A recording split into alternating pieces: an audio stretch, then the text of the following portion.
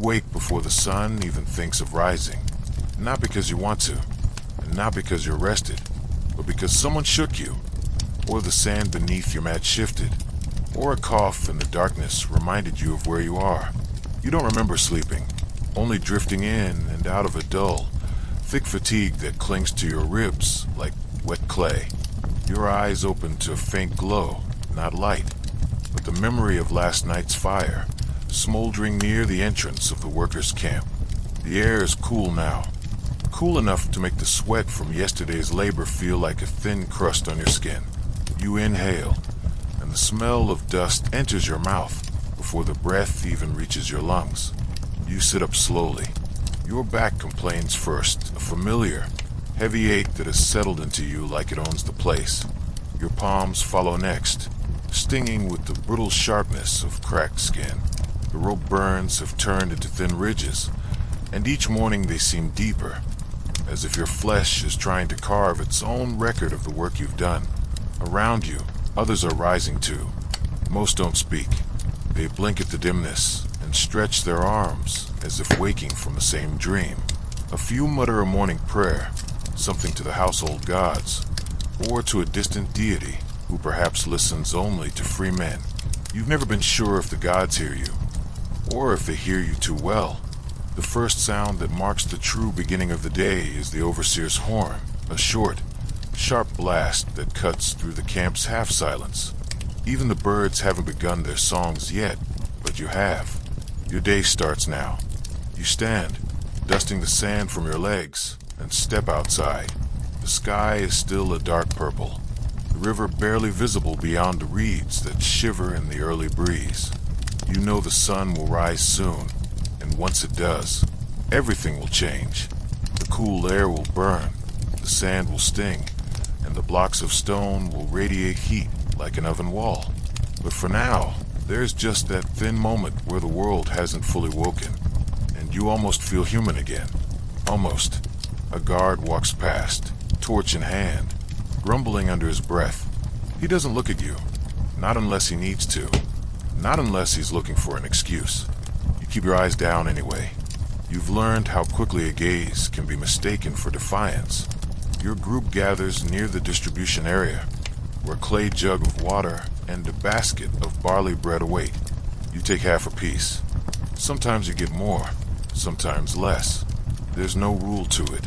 Hunger exists here like the sun, constant, expected, inevitable. You chew slowly, because eating fast makes the hunger sharper. But eating slowly reminds you how little you have. Someone taps your arm. A man you've worked beside for months. His name was something long and difficult once, something carved from syllables you can't pronounce anymore. But now he's just Hamo, because that's what the overseers call him. And names only matter as much as the men who give them power. "You ready?" he whispers. You nod. Ready isn't the right word, but preparedness doesn't matter here, only obedience does. When the second horn sounds, you begin the march. The path to the construction site winds past the fields where farmers, free men, though still tethered to the land, tend to the irrigation ditches. You envy them sometimes.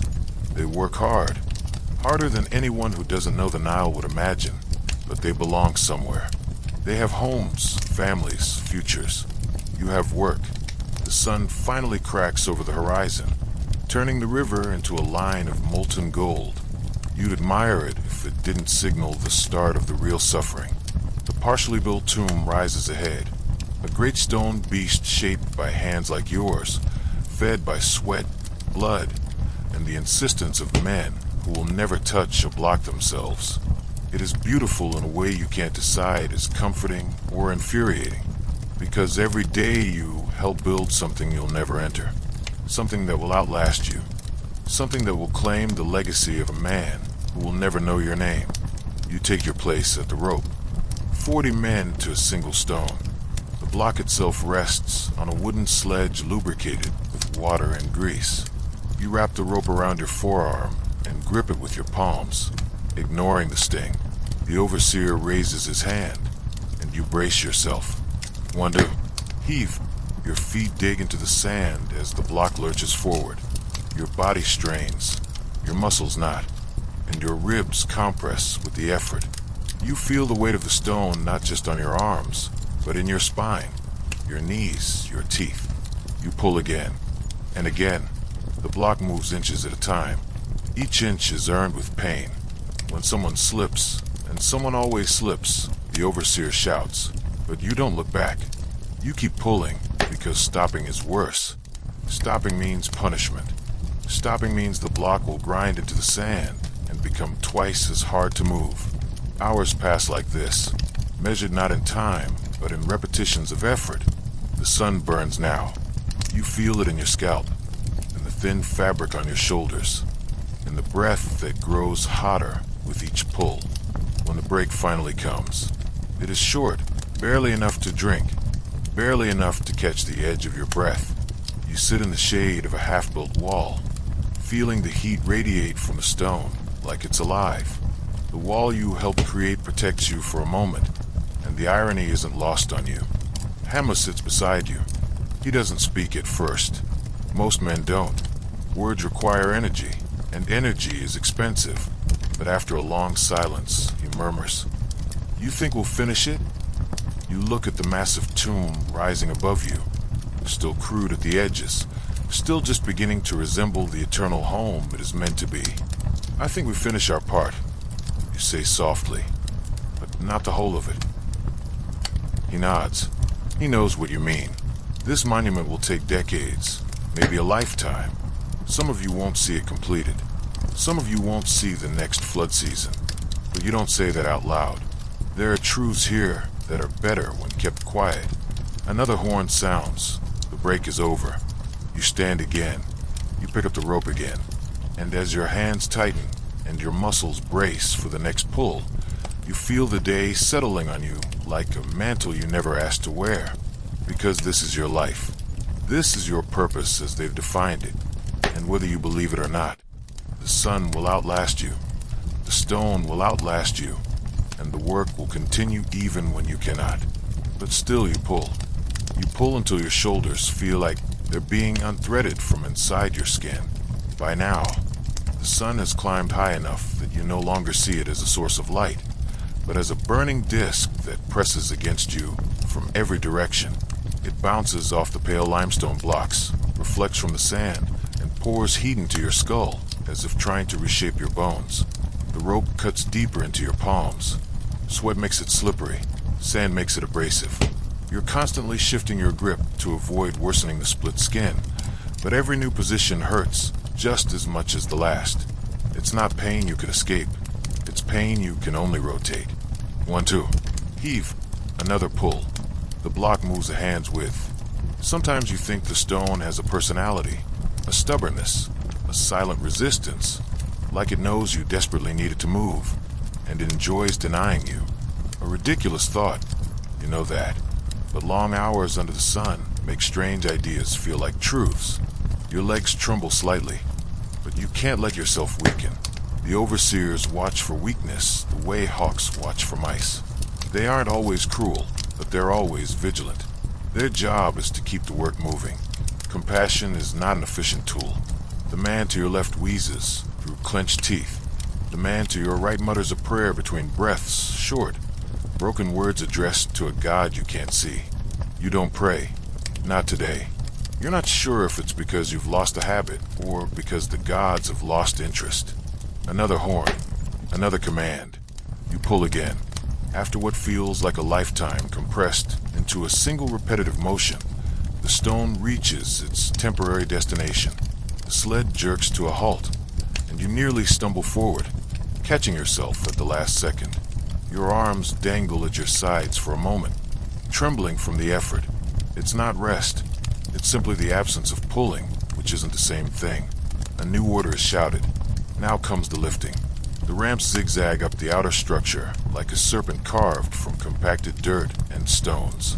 The higher the tomb grows, the longer and steeper these ramps become. You know this. You've climbed them. You felt the incline burn your thighs and turn your breath into something sharp and hot. Today, your group is assigned to the lower ramp. A small mercy. Small, but still a mercy. Wooden rollers are placed beneath the stone block, And again you take your place, this time pushing. You bend into the weight, using your shoulder against the rough edge of the sled. The wood groans. The block shifts. Step by step, you and the others heave it up the ramp. The incline isn't severe yet, but the strain is immediate. Every push sends a shock up your legs. Every pause makes the block feel heavier. Every slip threatens to undo 5 minutes of effort in 5 seconds. Halfway up, someone at the front loses footing, and the entire block wobbles dangerously. A shout rings out, not from the overseer, but from one of the workers. A guttural, instinctive cry. You press harder, digging your heels into the packed earth, and the stone steadies. You feel your heart pounding against your ribs. Too fast. Too hard. For a moment you wonder if it will burst. It doesn't, but the thought stays with you. Finally, the block reaches the top of the ramp, where stonemasons stand ready. They've been shaping the surrounding stones with copper chisels and dolerite pounding tools since sunrise. Their work is precise, practiced, almost delicate compared to yours, but you don't envy them. Their skill spares them the rope, but not the heat, nor the dust, nor the weight of expectations from supervisors. You step aside as they signal for the block to be maneuvered into place. Your part in its journey is complete, but your day is far from over. A supervisor calls for a water break. You follow the others down a short path to where a large earthen jar sits in a shaded nook of the construction area. A line forms. You wait. When your turn comes, you scoop water with a shared ladle and drink. It's lukewarm, slightly gritty, perfect. It tastes like life, and that is more than enough. You wipe your mouth with the back of your hand and sit against a nearby crate. Your legs stretch out in front of you, and you can feel the tremor in them slowly ebbing, though not disappearing. The shade offers some relief, not coolness exactly, but the absence of direct punishment from the sun. Hammer sinks down beside you. You look worse than yesterday, he says without looking at you. So do you. He chuckles weakly. Then at least we match. You tilt your head back, eyes drifting upward. Above the rising tomb, the sky is impossibly blue. Clear, wide, endless. Some of the free workers, carpenters, scribes, stonemasons, tell stories of stars guiding souls through the afterlife. You wonder if souls actually travel upward, or if that's just something said to make men feel better about working their entire lives for a tomb they'll never enter. You don't resent the dead, only the living, or maybe not even that. Maybe you only resent the system that decides who commands and who obeys. The break is short, too short. Another call, another order, work resumes, the afternoon heat. The worst part of the day isn't the morning strain. It isn't the lifting, the pushing, or the endless commands. It's the afternoon, when the heat peaks, when the air becomes a shimmering wall between you and the horizon, when your breath feels thick and your body feels sluggish. That's when the real challenge begins. You're assigned to transport smaller blocks now. They aren't much lighter, just different shapes. You and a partner lift them using wooden poles wedged beneath the stone. The weight presses into your shoulder muscles and digs into the soft spots that haven't yet healed from previous days. You walk slowly, carefully, coordinating your steps with the man opposite you. If one of you missteps, the stone tilts dangerously, and if it falls, someone gets crushed. You've seen it before. People whisper about such deaths, usually in the evenings, quietly, like speaking too loudly might summon bad luck. You've learned not to think about it. Fear is heavier than stone. Sweat stings your eyes. Your vision blurs for a moment, and you blink rapidly to clear it. The world comes back into focus. Sand, stone, sun. Men bent underweight. The overseer walks by, checking the line formation. His shadow passes over you for a brief second. The shade feels like a stolen blessing. Then he's gone, and the sun returns to its throne. You continue, step after step. The ground shifts under your sandals. At times you feel like you're sinking into the earth itself. Breathing becomes a task, not a reflex. When you finally set the stone down in its designated place, you let your arms hang at your sides again, exhaustion spreading through you like ink in water. You glance around. Some workers crouch with their hands on their knees, gasping. Others stand rigidly, trying not to show weakness. A few stare blankly ahead. The heat has taken their thoughts somewhere distant. You don't know which kind you are today. The overseers whisper. Late afternoon brings a strange kind of silence. Not peace, just an exhaustion so total that even shouting feels unnecessary.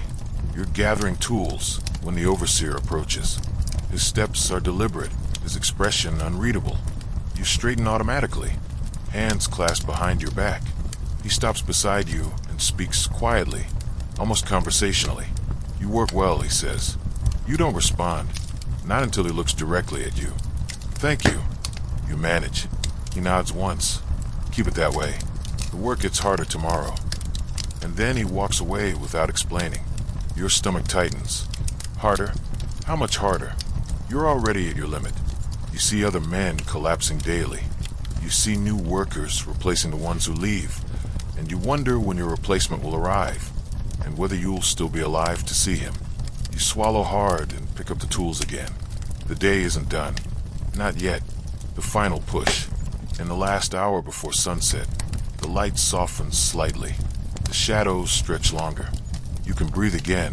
Not deeply, but enough. The final task is clearing debris along the ramp.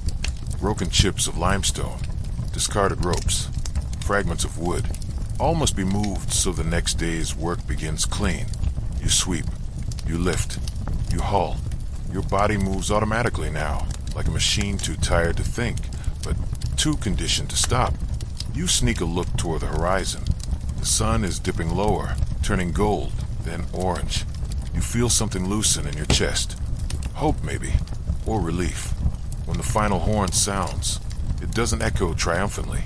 It simply declares survival. You made it through another day. Barely. When the horn sounds for dismissal, your body reacts faster than your mind. Your shoulders slump, your legs loosen, and for a moment you feel as if the earth underneath you has softened, allowing you to sink into it. But there's no collapse, no falling to the ground. You move because everyone else moves, slow, dragging procession down the pathways that wind around the construction site. The dust rises with each step, clinging to sweat-dampened skin, sticking to your arms, your face, the folds of your linen kilt. You smell like stone and sun. So does everyone else. The walk back to the workers' living quarters isn't long, but it feels endless, stretched by exhaustion.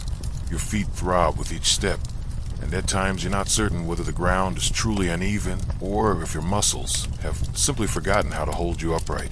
Ahead of you, the long, low mud brick buildings catch the last rays of the dying sun. The shadows grow long, almost reaching out to greet you. A welcome so quiet it feels accidental. You pass other groups of workers, carpenters finishing repairs on sledges, bakers carrying baskets of coarse bread for the evening meal, scribes tallying goods delivered for tomorrow's workload. Everyone is tired, but in different shapes. Some carry their exhaustion like a cloak. Others drag it behind them like a chain. You envy the ones who don't carry stones, even if you know better than to say it. The communal room. Inside your sleeping house, the air is dense with the mingled scent of sweat, clay, old straw, and bodies that have done too much for too many days in a row. A few workers have already arrived. Some lie flat on their mats, unmoving. Others sit hunched over, massaging their legs or rubbing grit from their eyes. Hammer waves when he sees you. "Sid," he says, "your bones are screaming. I can hear them from here." You lower yourself to the ground, slow and careful. Your joints crack in protest. For a moment, you simply breathe. The room dims gradually as the sun sinks below the horizon. The last of the light filters in through the doorway, painting the floor with a fading streak of gold that feels like a memory rather than a color. Someone outside is preparing the evening meal, a stew that smells of lentils and onions.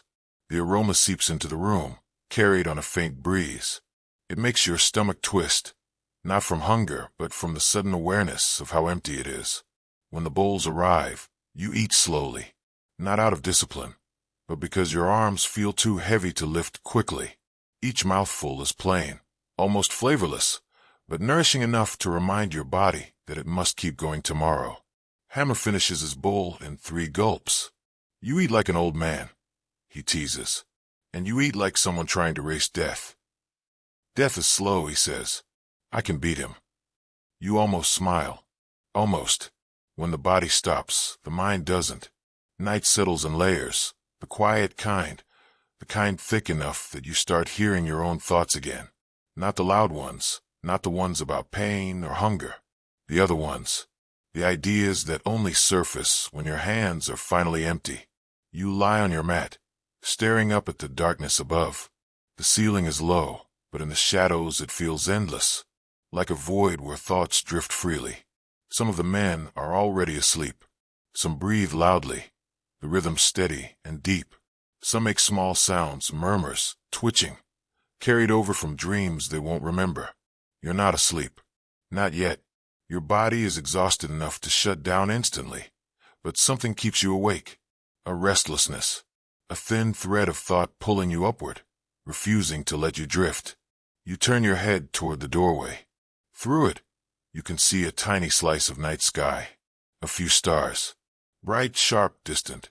You used to believe each star was an eye of a god watching over the earth. Now you're not sure. If the gods watch, they watch silently. If they help selectively. If they judge, they do so from far above the weight of stones.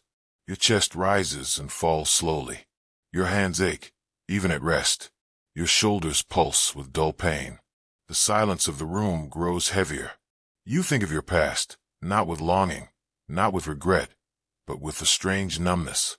Like remembering a story someone once told you.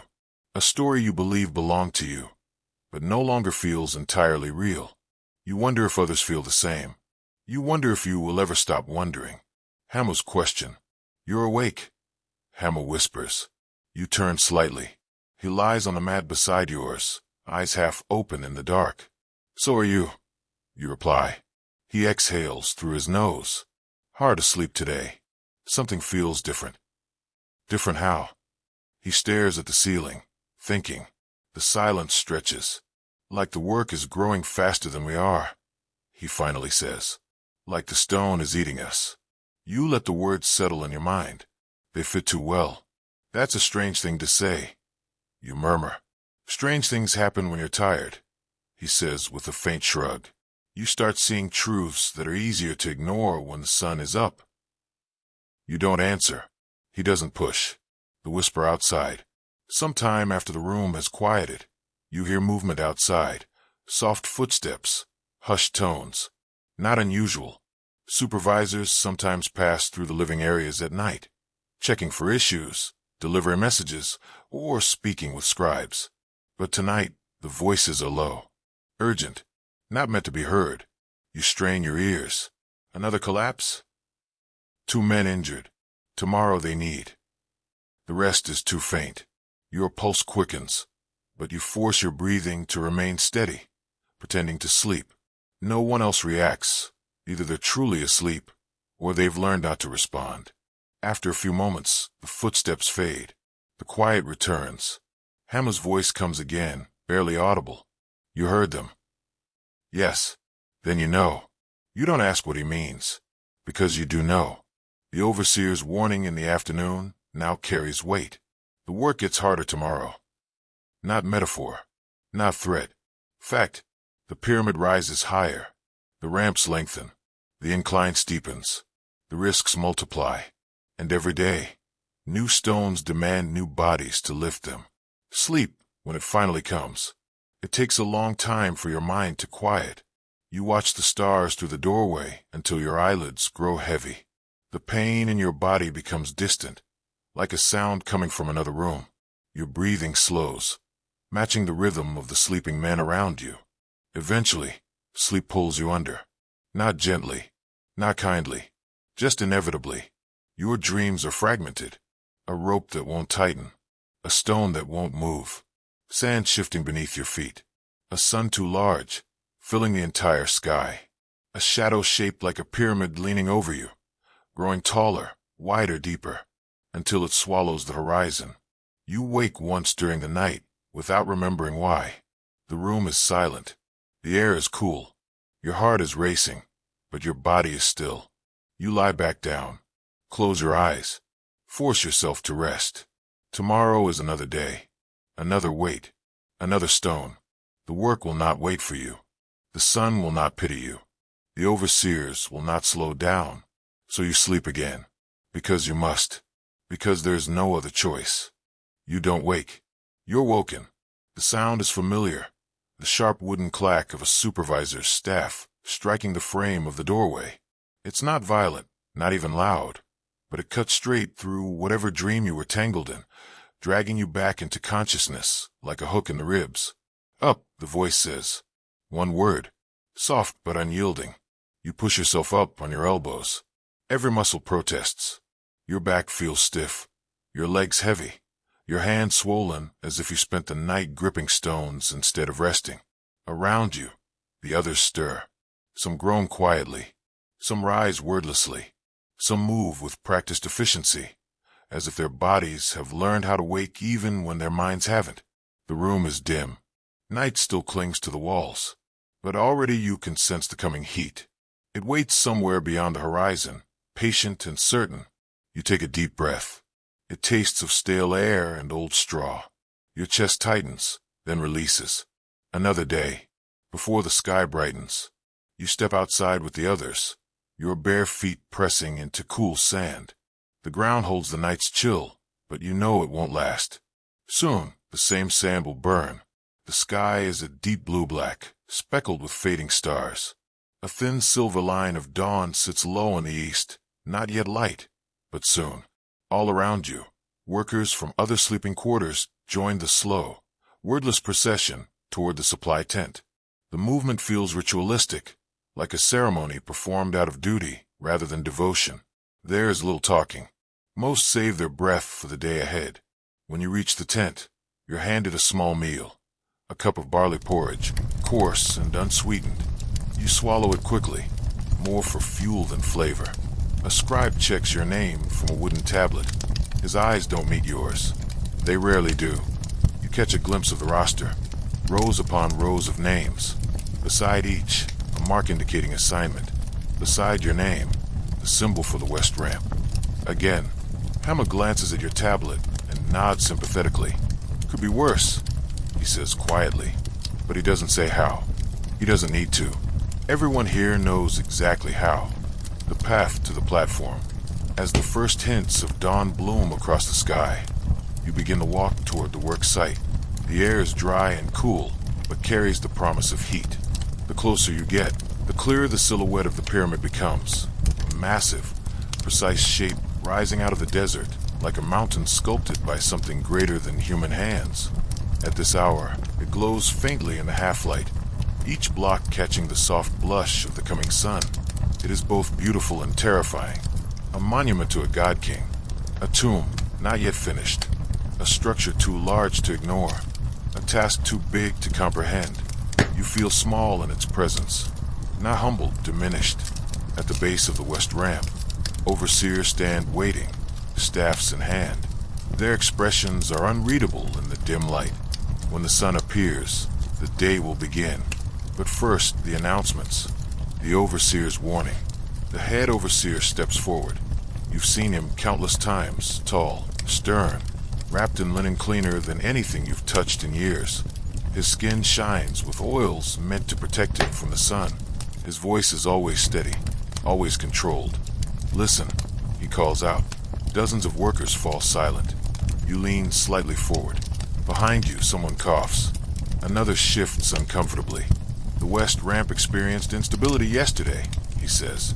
Stone movement. Rope failure. A murmur runs through the crowd, not loud, but sharp, like the ripple of a blade drawn from its sheath. The overseer raises a hand. The murmurs stop. 2 workers were injured, he continues. Today, the ramp has been reinforced.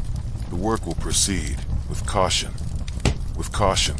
The phrase tastes bitter. You look at Hammer. He doesn't look back. His jaw is tight, his eyes fixed on the ground. The overseer finishes. Keep your positions. Keep the pace. Keep your minds on your hands. He walks away. His words stay. The first pull. Dawn arrives like a torch being lifted into the sky. flames spreading across the horizon. The desert glows gold, then white, then harsh. The stone for today's first haul sits at the base of the ramp, massive, newly shaped. Its edges sharp and precise. It rests on a wooden sledge, coated with a thin layer of oil that glistens in the light. The rope teams gather. You take your position. The hemp fibers press into your palms. The foreman raises his arm. You inhale sharply. So does everyone else. Pull.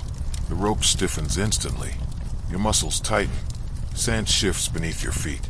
The sledge groans as it begins to move. You lean with the weight, not just pulling, but anchoring yourself to the ground with every step.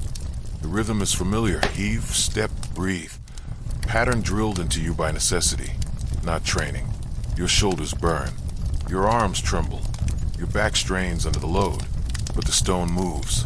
Slowly, steadily, up the ramp. The sun climbs higher. So does the stone. Small moments of the impossible. As the morning progresses, the heat swells. Each breath feels thicker than the last, as if the air itself is growing heavier. But there are moments, tiny ones, that break through the monotony. A cloud passing across the sun for a brief minute, giving shade that feels like a gift from a forgotten god. A jar of cool water passed down the line, the rim dusty, but the contents refreshing enough to send life back into your arms. Hema muttering, "If I die here, make sure they bury me under a small stone, not a large one. I've had enough of those." You almost laugh. Almost. A bird circling overhead, free of ropes, ramps, and commands. You follow it with your eyes longer than you should. A supervisor turning away just long enough for someone in your group to rest their hands for 10 seconds. 10 seconds that feel like a blessing. Small things, but necessary ones. Without them, the work would crush more than just bones. The second rope failure. It happens fast, but not without warning. You hear it before you see it. The faint fraying sound of fibers under stress. A noise like something tearing in a dream. A sound you've learned to notice, even when exhausted. "Hold," someone shouts. But the order comes too late. The rope snaps with a violent pop, sending a shockwave through the line. The sledge jerks sideways, and the stone shifts dangerously toward the edge of the ramp. Men stumble. Dust erupts. Someone screams. You instinctively brace yourself, planting your feet in the sand, gripping the rope's broken end so hard it burns your palm. For a terrifying heartbeat, you think the entire block will slide back down the ramp, crushing everything in its path. But somehow it stops, tilts, wobbles, settles. No one breathes. Then the overseers rush forward, barking orders, pulling men aside, checking the ropes. One worker near the front clutches his hand, blood seeping between his fingers. Another sits down abruptly, shaking, staring at the stone as if seeing it for the first time. Hema looks at you, breathless. "This is what they meant," he murmurs. "The work grows faster than we do." You nod. You don't trust yourself to speak. Midday approaches. After the incident, the pace slows. Not enough to call it relief, but enough that you notice the difference. The ramp feels steeper today. Or maybe your legs feel weaker. Or maybe both. The sun beats down relentlessly now. Your linen is soaked. Your skin stings. Your breaths come quicker. The supervisors know the schedule must continue. You know you must follow it. Another stone awaits. Another rope. Another haul. Another risk. As you take your position again, you feel something shift inside you. Not fear. Not anger. Something quieter. A question. Not spoken aloud. Not fully formed. Just present. How many more days like this? How many more stones? How much more of you will the pyramid take before it's satisfied? You grip the rope. The foreman raises his hand. The sun burns your eyes. Another pull begins. The sun at its peak is not simply hot. It is absolute. You feel it long before you see it. The moment when the day stops being a challenge and becomes a force. The moment when even the supervisors cast smaller shadows, as if the light is too strong to allow anything else to exist. Your skin no longer sweats. It burns. Your tongue sticks to the roof of your mouth. Each breath tastes like dust heated in a kiln. But the work doesn't stop. It never stops that a horn sounds, one long, wavering note, signaling the short midday break. Not for rest, not truly. Just enough time to keep anyone from collapsing outright. You drop the rope from your hands. Your palms pulse painfully, raw from friction. The broken fiber burn from the earlier rope failure throbs each time your heart beats. Hamill walks beside you toward the shade structure at the base of the ramp. A canopy of woven reeds stretched between wooden poles. It's thin, barely casting shade, but it is something. Enough to step out of the sun's direct assault. You and the others settle beneath it, sitting with legs stretched out or curled inward. Whatever position hurts the least. A water boy, barely 12 years old, skinny as a reed, carries a jar from group to group. You take it gently from his hands. The water is warm, sandy, a little sour. You drink it as if it were the purest thing on earth. Hamill wipes his mouth, then says quietly, "I miss cold water." You nod. You don't remember the last time you tasted anything cold, but yes, you lean back on your elbows, trying to keep your breath steady. A figure approaches, a scribe, holding a wooden tablet, walking with the kind of posture that marks someone who has never hauled a stone in his life. He reads names aloud, marking each with a small stroke of his reed pen. When he calls yours, you answer, "Here." He doesn't look up, but he pauses, a beat too long. Then he writes something beside your name, not the usual attendance mark. Something longer, something that requires more than one stroke. Hamill sees it too. "What was that?" he whispers. You shake your head, but your stomach tightens. The scribe moves on. You don't get answers. Not now. Maybe not ever. The uncertainty settles on your shoulders like a second sun. Break ends with a shout from the overseers. You rise, though your legs feel stiff and distant, as if they belong to someone else. The team forms up again at the rope. The stone atop the ramp still needs adjustment, positioning, leverage work, the kind of fine movement that requires strength, but also coordination. Harder than hauling in many ways. The foreman counts down. You inhale sharply, and then the work begins again. Your world narrows. Not intentionally. It simply happens. Vision shrinks to the rope in your hands. Hearing collapses into the sound of breath and strain. Thoughts flatten into single impulses. Pull, brace, step, breathe. The sand shifts beneath your feet. The stone shifts above you. And the sun stands overhead, unblinking.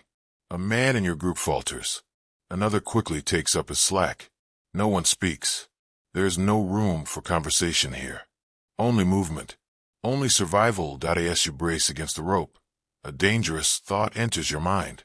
One you've felt before but never allowed to take shape. What if you let go? Just for a moment. Just long enough to feel nothing. You don't want to die. You're not thinking about death. But you are thinking about the release. About the absence of strain. About the feeling of letting the rope slip from your fingers and stepping out of the line. Away from the command of the stone. The thought lingers. Then the foreman shouts something sharp, and instinct snaps you back. Your grip tightens. Your legs brace. But the thought remains. Small. Persistent. A seed. You swallow hard. It doesn't go away. Hours pass. How many? You can't say. At some point, Hamill leans close behind you during a brief repositioning pause and says, his voice raw, "I dreamed last night I was a fisherman." You blink, confused. He continues, "Not a great one. Not even a good one. Just a man with a boat. A small boat. Quiet. No shouting. No stones. No sand. Just water." You don't know if he's joking. He doesn't smile. He doesn't elaborate. You respond, "That sounds peaceful." "It was," he says softly. Then he adds, "It felt like remembering something I never had." You don't answer. You can't. Not because you don't have words, but because you feel something crack in your chest when he says it. Something you've been carrying quietly for years. The sense that the life you live is not a life you chose. Not a life you own. Not a life anyone would dream about. A life that feels borrowed. Taken. Assigned. The thought unsettles you. More than the heat. More than the work. More than the rope. Late in the afternoon, as the sun begins to slide toward the western horizon, Your body reaches its limit. It happens during a hauling push, a hard one, pulling a stone into final alignment. The rope jerks unexpectedly, and your feet slip in the loose sand. Your knee buckles. Your body tilts forward. Your chest hits the rope. A rush of dizziness washes over you. Your vision blurs. Your breath halts. Someone behind you, you can't tell who, grabs the back of your arm, steadying you before you fall completely. "You with us?" the man asks. You gasp for air. Your lungs feel tight. Your heartbeat stutters. "I'm here." You manage, though your voice sounds far away. The man releases your arm.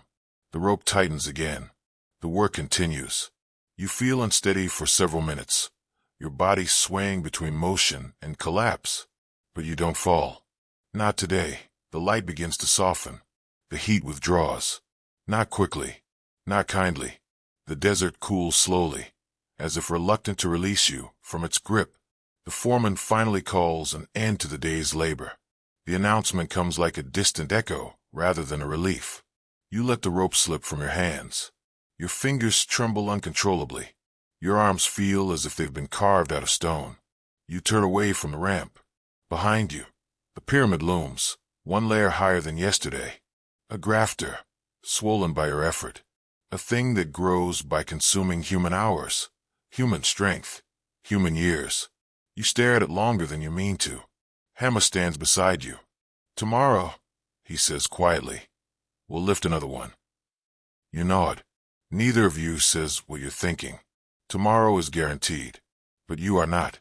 You walk away from the ramp with steps that feel uneven, as if one foot has aged faster than the other. The desert wind brushes against your face, warm rather than cooling, but at least it moves. At least it signals that the world is still alive outside the exhaustion that wraps your body like a wet cloth. Your shoulders throb with each heartbeat. Your hands sting with every shift of weight. Your legs ache in a way that makes you wonder how they're still holding you up. The sun is sinking quickly now, sliding behind the horizon like a coin dropping behind a table. The sky burns with orange light, then softens into purple.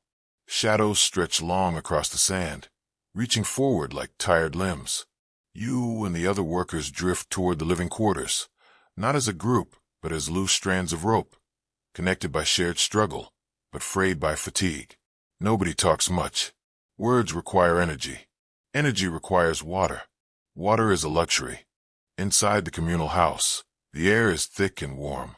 A pot of stew simmers near the entrance, tended by one of the older workers whose injuries have moved him from hauling stones to preparing food. He stirs slowly, rhythmically, as if his arm is the only part of him that hasn't given up. When your bowl is filled, you sit near the wall, not out of preference, but because your legs fold there and refuse to move further. The stew is simple: lentils, onions, a hint of garlic, and barely enough salt. You eat it quickly, even though it's still hot. It burns your tongue. You don't care. Hammer drops onto the mat beside you with a grunt. "Cold water," he mutters, picking up from earlier as if no time has passed. "I think I'd give everything for one jar of cold water." You chew slower. "Everything." He nods. "Everything except tomorrow." You raise an eyebrow, even if you can't see it in the dim light. "You'd keep tomorrow?" "I don't want it," he says, "but I need it." You don't reply, because you understand. Tomorrow is suffering, but it is also proof that you're still alive. After the meal, the room fills with the soft noises of exhaustion. Men shifting our mats. Someone sighing. A few murmured words traded across the darkness. The oil lamp flickers, casting weak light against the mud brick walls. Hamu lies back, hands folded over his chest. His breathing is slow, steady. For a moment, you think he's fallen asleep. Then he says, voice low, "Do you ever wonder what we are building?" You don't answer immediately. He continues, "I know what they say we're building. A tomb for the king. A monument to eternity. A stairway for his soul." He laughs softly, bitterly. "But what are we building for ourselves?" You stare up at the ceiling. You answer quietly, "A life we'll never see the end of." He turned his head toward you. "That sounds like a curse, isn't it?" You ask. He doesn't reply. The silence that follows isn't empty. It's heavy, like a stone resting on your chest. The evening continues, still and quiet, until footsteps approach from outside. Heavy ones, measured. Someone sits up. Someone else stiffens. Then the figure appears in the doorway, the senior overseer. His silhouette blocks the faint light from outside. He steps into the room with the confidence of someone who never doubts whether he belongs anywhere. The conversations die instantly. Names, he says. A scribe behind him holds a tablet. The scribe begins reading, and when each man's name is called, he answers with a subdued here. Yours comes. You respond. Your voice sounds smaller than usual. The scribe glances at you, then writes something. The same pause. The same extra strokes on the tablet. The overseer gestures for the scribe to continue. He does. When the list ends, the overseer steps forward. Tomorrow, he says, a special hall will take place on the south side. Larger stone. Higher platform. Selected workers will be reassigned. You feel Hammer stiffen beside you. The overseer scans the room, his eyes landing briefly on you. Not long enough to be meaningful, but long enough to unsettle you. Then he leaves. The scribe follows. The quiet returns, but not the same kind. This one has fear in it. You lie down, but your mind refuses to follow your body. Your muscles settle, but your thoughts remain in motion, circling, pressing, shifting like the stones you spent the day pulling. What did the scribe write beside your name? Why the extra mark? Why the overseer's glance? Reassignment? Why you? You've done nothing wrong. Nothing unusual. Nothing remarkable. But in this place, that rarely matters. You close your eyes.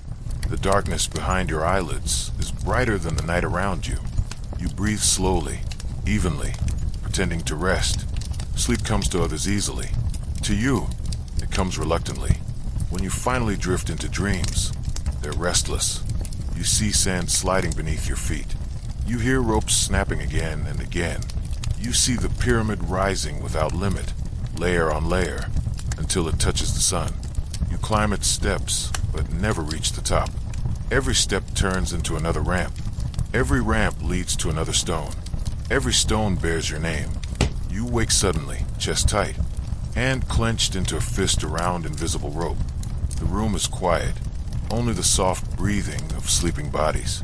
You exhale slowly. It doesn't help. You don't know how long you sleep after that. Minutes, hours. Your body refuses to tell you. But at some point, long before sunrise, you wake again. Not from noise, not from pain, just awake. The moonlight slips through the doorway, casting a faint silver line across the floor. You follow it with your eyes until it touches the far wall. Your chest feels heavy, not with exhaustion, with awareness. Tomorrow will not be like today. The scribe's mark ensures it. The overseer's glance confirms it. The words special hall echo in your mind. You turn your head toward Hamo. He sleeps with his arm across his forehead, his breath steady, his expression calm in a way the day never allows. You whisper, barely a breath.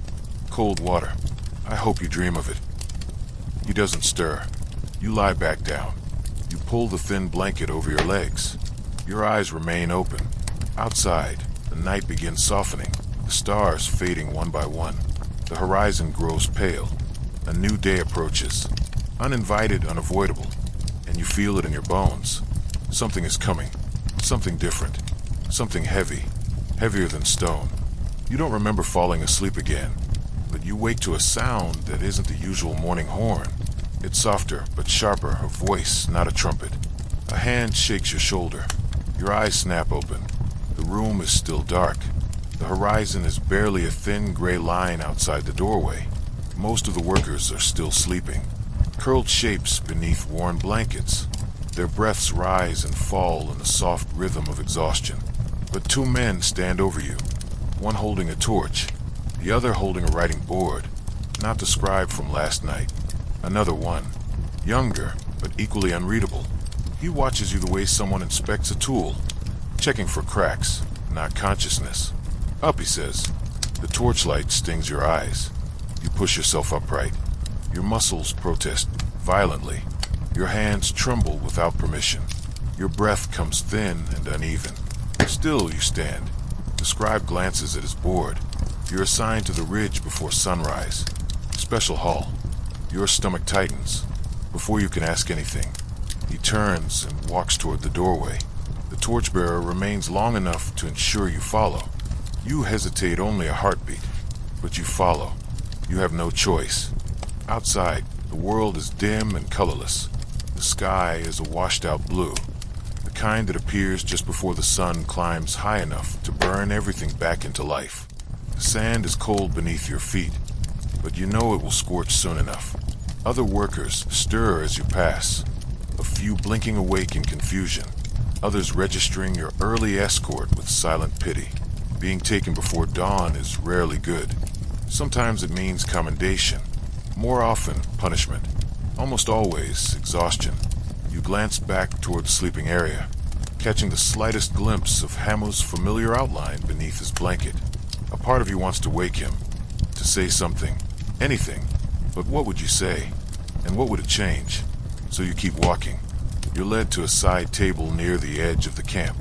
A guard stands there, handing out rations to the handful of workers assigned to this early shift. He tosses you a piece of flatbread, hard cold. Then he offers you a portion of water. You drink slowly, a few measured sips, enough to wet your throat without risking waste. The guard watches with the indifference of someone who's seen hundreds rise and fall under the desert sun. When you're done, he nods toward the ridge. Move. No explanation. No encouragement. Just movement. You wipe your mouth and follow the narrow path that climbs toward a higher plateau. The ground here is uneven, carved by the repeated weight of boots, sandals, and dragging ropes.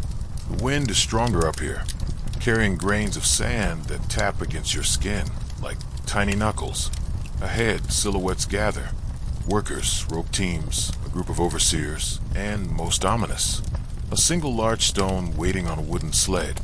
It's massive. Even from a distance, you can see it's nearly twice the size of the standard blocks. Your breath tightens. So this is the special hall. When you reach the group, a foreman steps in front of you. His face is stern, but not cruel. He is the kind of man whose job demands strength, not malice. He points at you with the end of his stick. You're on the middle ropes. We pull from the front. No delays, no missteps. You nod. It's all you can do. He looks over your shoulders, as if assessing your usefulness. Then he gestures to a worker already in position. Give him the spare rope. A coil of thick rope is pressed into your hands. It's rough, frayed in places, still warm from the previous holder.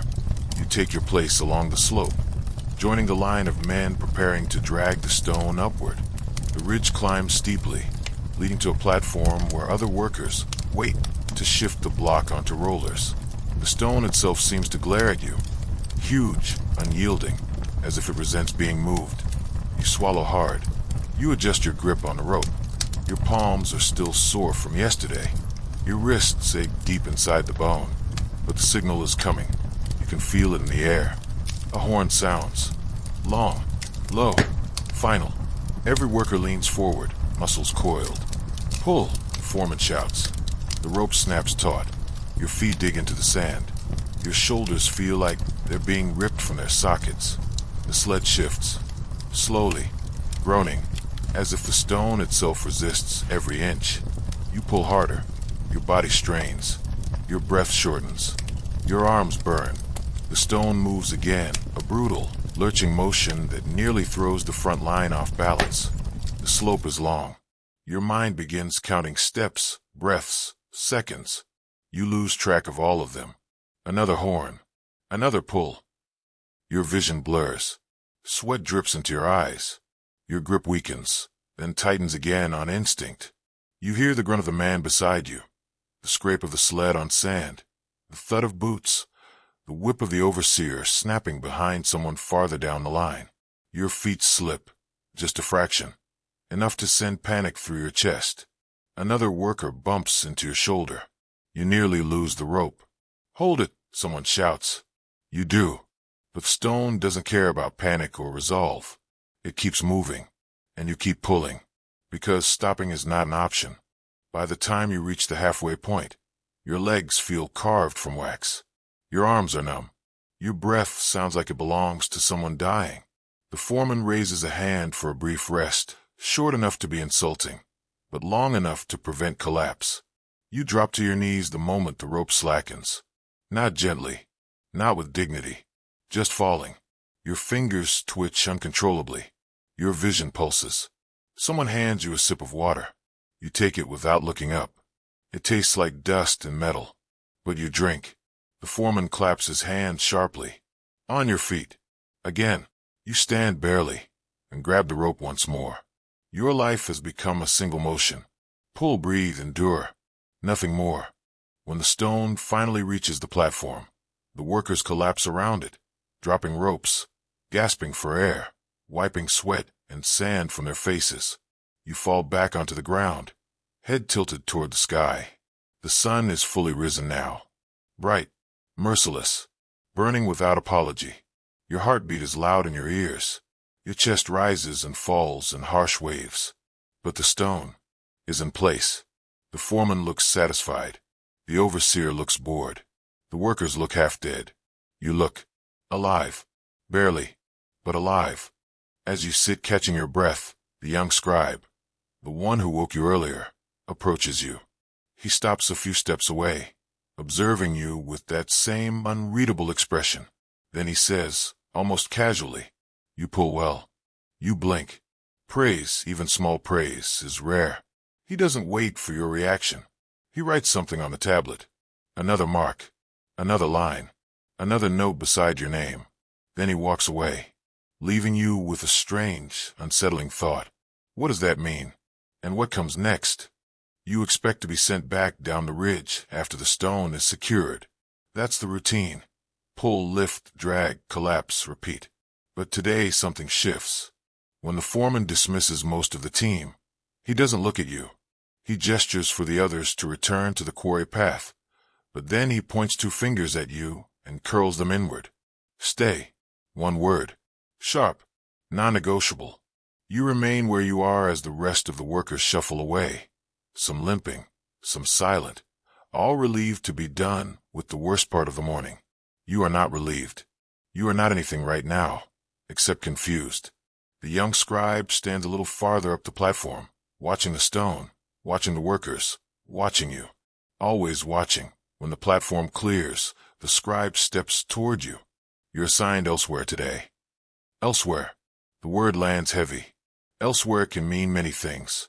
A punishment detail, a specialized task, a transfer, or something far worse. You swallow. The scribe sees your hesitation, though he doesn't acknowledge it directly. Instead, he turns away, motioning for you to follow. Come. You obey, stepping into the narrowing path that curves behind the ridge, a route you've never taken. As you walk, the terrain shifts beneath your feet, firmer, smoother, more deliberately carved by human hands. The climbing heat begins to spread across your back, but the scribe moves with steady steps, unaffected, as if his limbs are made of purpose instead of muscle. No guards walk with you. No overseers shout instructions. Only the scratch of the stylus on his tablet as he notes something down while walking. You wonder if you're tired. Uneven steps are being recorded too. The path leads upward and outward until the ridge opens into a plateau you've never seen. From here, the view shocks you. Below, the quarry stretches like a scar across the land. Workers moving like ants. Sleds gliding in slow rhythm. Dust drifting like smoke over everything. Far beyond, the river gleams in the early light, a silver thread against the gold of the desert. But you're not looking at the quarry anymore. You're looking at what rises behind it. A pyramid. Not the grand, finished ones you've glimpsed on the horizon, but one still being born. Its tiers rising in angled steps, each level crawling with workers, beams, scaffolds, ropes, and stone. From here, it looks impossibly large, as if the earth itself was lifting upward. The scribe notices you staring. First time seeing it from above. You nod. He writes something on his tablet. You expect him to take you toward the scaffolding or the rope lines, but instead he leads you toward a shaded pavilion built from long wooden poles and a canopy of woven reed mats. Scribes sit inside. Architects, surveyors, men with clean hands, men who don't bleed, men who don't break. Your breath catches. Surely you do not belong here. The scribe enters first. You remain at the edge until he gestures sharply. Inside, you step into the shade. It's cool, unnaturally cool, like stepping into another life entirely. Rolls of papyrus lay on low tables. Clay jars hold inks. Stone weights pin down building plans that look like abstract drawings to your untrained eye. Several officials look up when you enter. One of them frowns. Another raises an eyebrow in curiosity. A third waves you forward. "This is the one," he asks. The young scribe nods. "Yes, good endurance. Obedient. Strong pull. Strong pull." As if that is your identity now.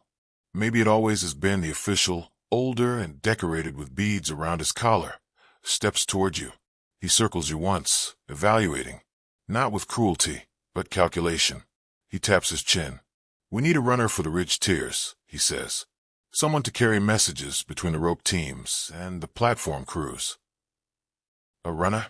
Your heart stutters. Runners don't haul stone. Runners don't drag sleds. Runners move between groups, carrying commands, warnings, adjustments, timings. A runner still works under the sun, still sweats, still suffers. But a runner stands straighter, eats more regularly, is beaten less. Maybe. You're not sure whether this new assignment is a blessing or a trap. The official doesn't wait for your answer. He turns to the scribe. "Train him."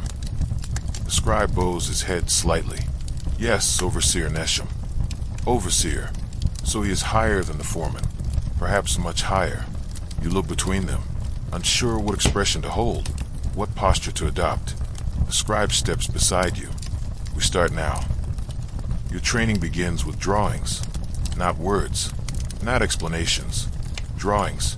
The scribe unrolls a long sheet of papyrus covered in lines, arrows, slants, boxes, and symbols that appear meaningless until he taps specific shapes. "This," he says, pointing to a series of triangles, "is the south face of the pyramid."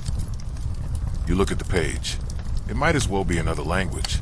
"Here," he taps another section, "is the pull path, the stone placement route, the relay stations."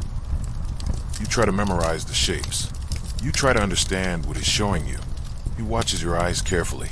"It doesn't matter if you understand everything," he says quietly, "only that you know where to go when told." Then he hands you a small clay token carved with something simple, a mark similar to a sideways V. "This is you," he says. You blink. "Me." He moves the token across the papyrus, demonstrating the path you'll take between the teams, the spots where messages are exchanged, the places where runners often slip and injure themselves. "Your job is simple," he says. "Deliver the message. Return alive." Alive. That part feels less simple. You wake before the horn, not because someone shakes you awake, not because of fear, not even because of habit. You wake because something in you knows this day will be different. When your eyes open, dawn hasn't yet broken across the workers' camp. The sky is only a faint dilution of black, hardly gray, barely alive. But you sit up anyway, rubbing the sleep from your eyes, feeling the stiff ache in your limbs settle dull and deep. The other workers still breathe in the steady rhythm of exhaustion. You rise quietly. For the first time since arriving in this place, you do not feel like you are waking in reaction to something. You are waking before something. You do not yet know what that means, but you will. When you step outside, a light wind pushes across the sand and lifts the edges of your thin tunic. It's surprisingly cool, almost pleasant, almost a reminder that the desert doesn't despise everything. You move toward the ration table. The guard there looks up as if startled to see anyone this early. "You're up before the horn," he mutters. He tosses you a piece of bread. It's warm. You freeze for a moment. Warm bread travels differently through your hands. It feels intentional. A kindness, even if accidental. The guard shrugs. "Fresh batch. You got lucky." Luck. You don't know if that's the right word. You take your sip of water, slow and deliberate. For a brief moment, the world is quiet. Then the horn sounds behind you. It no longer feels like an alarm. You walk the path toward the ridge, muscles warming with the gentle inevitability of movement. The scribe who trained you yesterday stands waiting by the first relay post. His posture is stiff, his eyes sharper than usual. "You're early," he says. You don't know whether to apologize or to thank him. You simply nod. He studies your face longer than necessary, as if evaluating not just your readiness, but your will. "Today will be heavier than yesterday," he warns, "but not in the way you think." You don't ask what he means. Runners do not ask. Runners listen. He hands you your first message tablet of the day, the one that will begin the sequence of instructions across the pyramid path. No words are written on it yet. The tablet is blank. That alone is unusual. "We wait for the overseer," he says. You stay beside him. The desert begins to brighten around you, a bold wash of pale gold spreading over stone, sand, and skin. Then Overseer Neshem arrives. You straighten instinctively, as does the scribe. Neshem is not a cruel man, but he carries authority like a blade, sharp, visible, undeniable. When he stops in front of you, he doesn't speak at first. He looks at you, not around you, not through you, at you. "You held your pace yesterday," he says quietly. Your chest tightens. "That's good." He taps the blank clay tablet. "Today you will carry messages for all 4 ridge lines. If you manage that, you will not return to the stone pole teams." Your breath catches so sharply you nearly cough. Not return. Not return to the dragging, the collapsing, the tearing ache. Not return to the most brutal part of this life. It sounds unreal, but the overseer doesn't wait for your reaction. He writes the first instruction onto the clay with swift, decisive strokes. Then he places the tablet into your hands. "Go." More like confirmation. "Yes, I'm already awake. I'm already moving." You start forward immediately. Your feet hit the ground with certainty, despite the trembling that still lingers from yesterday's training. You descend along the narrow ridge path, passing workers heading downward with ropes, water jars, hammers. They barely glance at you. Not out of disrespect, out of instinct. Runners pass freely. You feel the difference in the space they give you. A corridor of movement carved by necessity and a faint thread of respect. When you reach the first team, you deliver the message exactly as instructed. The foreman there grunts once, adjusts a rope line, and waves for you to move on.